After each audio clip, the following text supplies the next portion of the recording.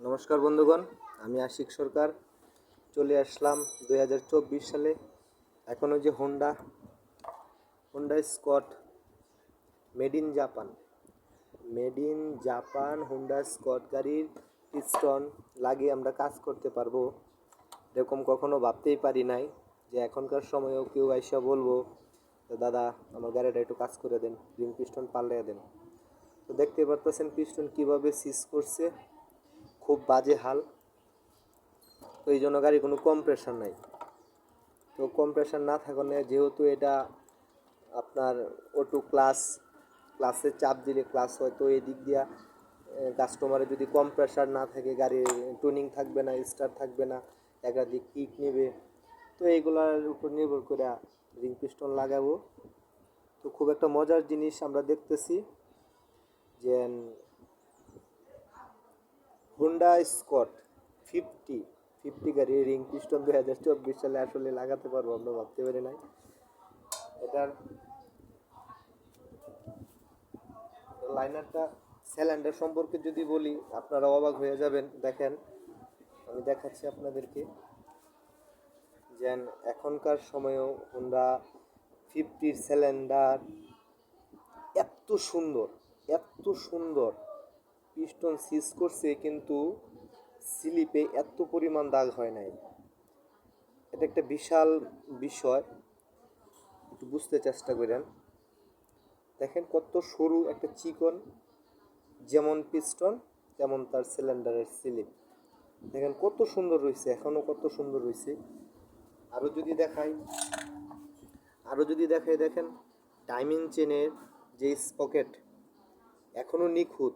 না জানি কত জীবনে মোবিল ফেল করছে, কিন্তু এত সুন্দর নিখুঁত টাইমিং স্পকেট, দাগবিহীন, একদম কোনো দাগ নাই, দাগবিহীন স্পকেট।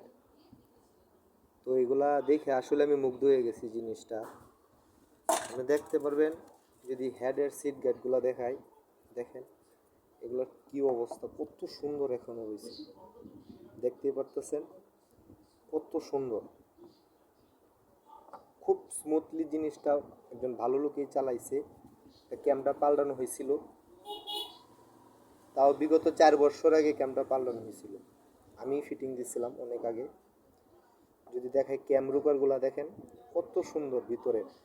এত মোবিল ফিল করার পরেও হেডে কখনো এই পরিমাণ ময়লা থাকে নাই। আসলে জাপান বলে কথা। তো আমরা পিস্টন আউট করে নিব, পিস্টনটা আউট করে তারপর আপনাদেরকে দেখাই।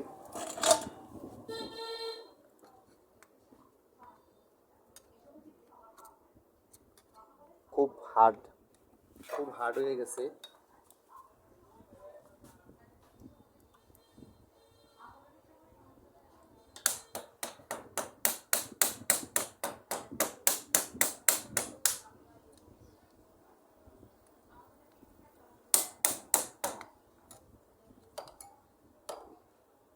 কত ধীর গতিতে বের হচ্ছে, বলা বাহুল্য, অনেক ধীর গতিতে বের হচ্ছে। এখানে পিস্টনের যে গজাল পিন, আমরা গ্রাম্য ভাষায় বলি গজাল পিন।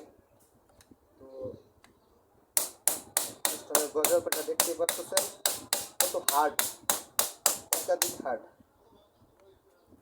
তো এখনো গাড়িটা সম্পূর্ণভাবে সিজ করে নাই।